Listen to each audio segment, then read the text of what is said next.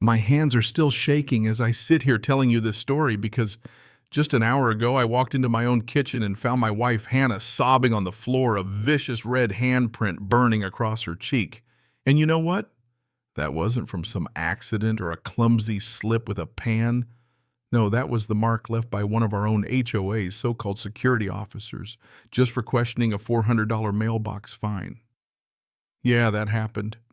Hannah was choking out words between sobs that broke my heart clean in two, and all I could see was the rage building in the back of my mind, that old switch from my Navy SEAL days flipping to a setting I hadn't used in years. What did I do to those fake cops next? Let's just say they learned why you never ever lay a hand on a soldier's family. But buckle up, because what happened after that will make you question everything you thought you knew about neighborhood life in America. I've seen a lot in 15 years as a Navy SEAL. Plenty of situations you wouldn't believe unless you'd lived through them. But nothing prepared me for the circus that was our monthly HOA meeting that night. Picture this. Hannah and I walk into a packed community center, fluorescent lights buzzing, 40 neighbors jammed into folding chairs, most looking like they'd give their left arm to be anywhere else. At the front, there's Grace Evans, 45, queen of petty power, sitting tall like she owns the whole zip code. And for 3 long years, she pretty much did. Grace ran our HOA like her personal fiefdom, passing out fines and rules like she was handing out Halloween candy. Nobody challenged her. Not until my wife, who had just about enough, strode in like she was heading to trial arms, loaded with legal documents and the HOA bylaws, tabbed and highlighted, ready to go to war. Meeting starts normal enough. Grace reading off violation fines like she's calling out winning lottery numbers. $400 for non-compliant mailbox positioning. I swear she said it so casually, like she was talking about the weather. Supposedly my mailbox was 6 inches too close to the street. The audacity, most people just swallow it, pay up, and grumble later. But not Hannah.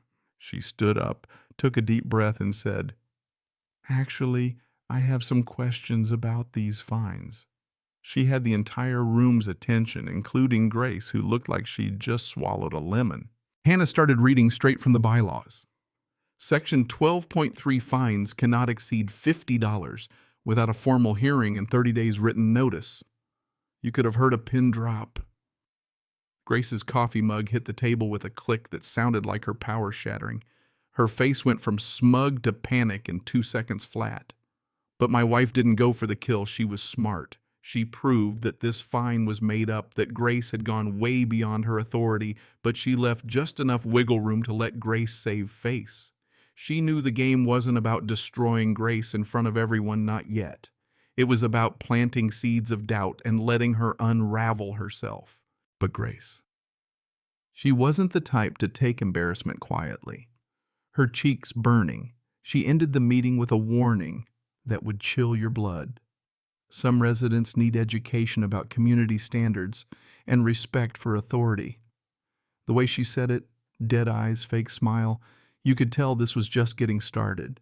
The very next afternoon, Hannah's out front watering the roses when 2 men show up in sharp uniforms, Connor Mitchell and Brandon West, badges, clipboards, the whole 9 yards. "Ma'am, Grace Evans reported safety concerns from yesterday's meeting." Connor says, all official-like.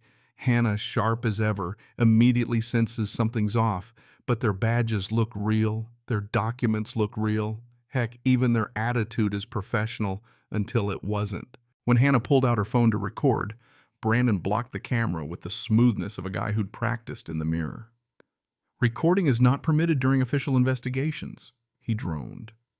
And then out of nowhere, Connor delivers what he calls corrective education, which is just code for a slap across Hannah's face while telling her that respect for authority isn't optional. They left her standing there, face-burning hands, shaking, tears of fury running down her cheeks. But the worst part wasn't the slap. It was how casual they made it feel, like this was just another Tuesday. That's when I walked in on my wife broken on the porch and something ancient and dangerous switched on inside me. One punch Connor down, one uppercut Brandon flat on his back. Both guys saw stars, and I barely broke a sweat. Grace was watching from her living room, and instead of shock or fear, she actually smiled, and made a phone call. The military husband did exactly what I predicted I heard her say, flashing her jewelry and designer watch like she was auditioning for some villain role. That's when I realized we weren't dealing with amateurs. I checked the security contract. Connor dropped official city letterhead, legal language, even government seals. But something felt off. The authorizing department disbanded 3 years ago. Who forges city contracts with dead departments? 5 days later, Connor knocked on my door, looking like an extra from a domestic abuse drama. Bruised, nervous, spinning a sob story about Grace threatening his job if he didn't get physical. Showed me texts from Grace, authentic with timestamps and threats. Family photos, teary apologies, a real Oscar-worthy act. But my wife noticed the $200 phone case on his burner, same model as her law firm partners. No broke security guard spends that much on a phone case. That's when Hannah started digging. Property databases, corporate filings, financial records. She followed the money and found that Grace had been getting $15,000 a month from a shell company called Neighborhood Stability Solutions, LLC.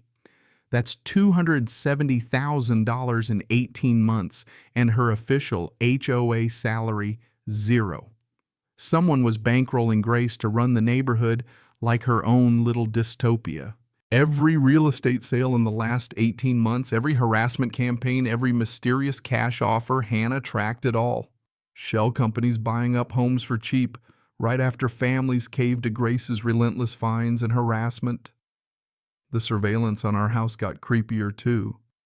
Same luxury sedans, same faces always disappearing when I tried to get a plate.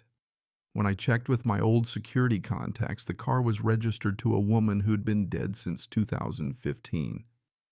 Yeah, let that sink in. Connor kept pushing to wear a wire and help us bring down Grace. But his eagerness, his expensive tech, and the perfect victim performance, combined with his deep knowledge of surveillance and forgeries, set off every alarm bell in my head.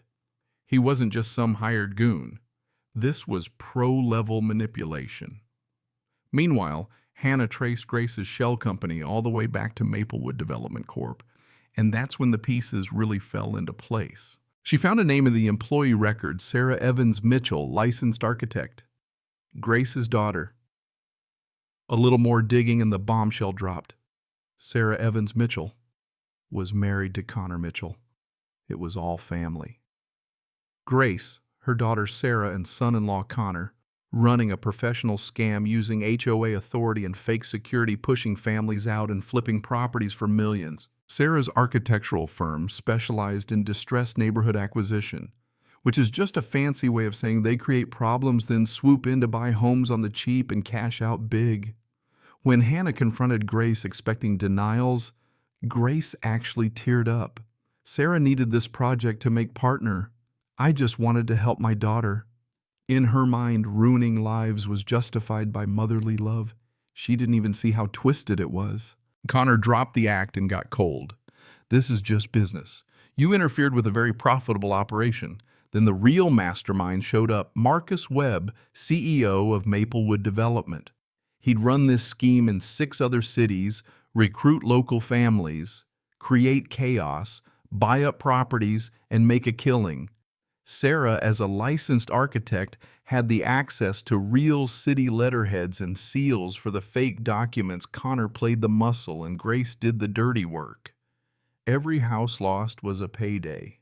It all built to a head when Webb offered me $500,000 cash to walk away. Or your family faces consequences beyond the legal. Cold as ice. Meanwhile, Grace was so desperate she filed a fake police report claiming I'd broken into her house, tried to set me up with my own business card. But we had an airtight alibi, vet receipts, cameras, the works. Community members started coming forward, connecting the dots. Fake violations, intimidation, cash offers, all linked to shell companies. Sarah finally flipped when the feds closed in, handing over company documents showing Webb's operation in multiple states: Phoenix, Denver, Charlotte, Nashville. We organized, fought back, and brought the evidence to City Council and the FBI. Grace tried one last desperate play, begging Hannah for help, pretending she'd turn on Webb. But Hannah played along, fed her fake info, and Grace's panicked calls led the feds right to Webb's cleanup team, who were caught red-handed breaking into our law firm's storage units, pure amateur hour for pros like us. The FBI moved in, arrested Webb during a live news broadcast, and seized millions in assets. Grace's empire crumbled. Sarah testified. Connor went to jail, and the whole criminal family operation got exposed on every channel. The HOA was dissolved. A resident-run board took over, and for the first time in years, our community breathed easy. Grace's house bulldozed and turned into a garden where Mrs. Patterson planted roses. Connor's acting career got him a cell instead of a stage. 6 months later, we hosted a barbecue for the whole neighborhood. A new real estate agent tried pitching exciting development opportunities, and 40 families just burst out laughing. Hannah grinned. Think we'll ever have HOA problems again? I cracked my knuckles and winked. Not with these witnesses around. That's the real secret. You fight back together, and bullies lose every time. So let me ask you, what would you have done if your family got targeted like we did? Tried to work it out, or gone for the knockout? I'm dying to hear your thoughts in the comments, because honestly, these stories prove one thing. The only way evil wins is when good people stay silent. If you want more wild, true stories of justice and revenge, hit that like button. And remember, sometimes the real heroes are the ones living next door, just waiting for the right moment to fight back.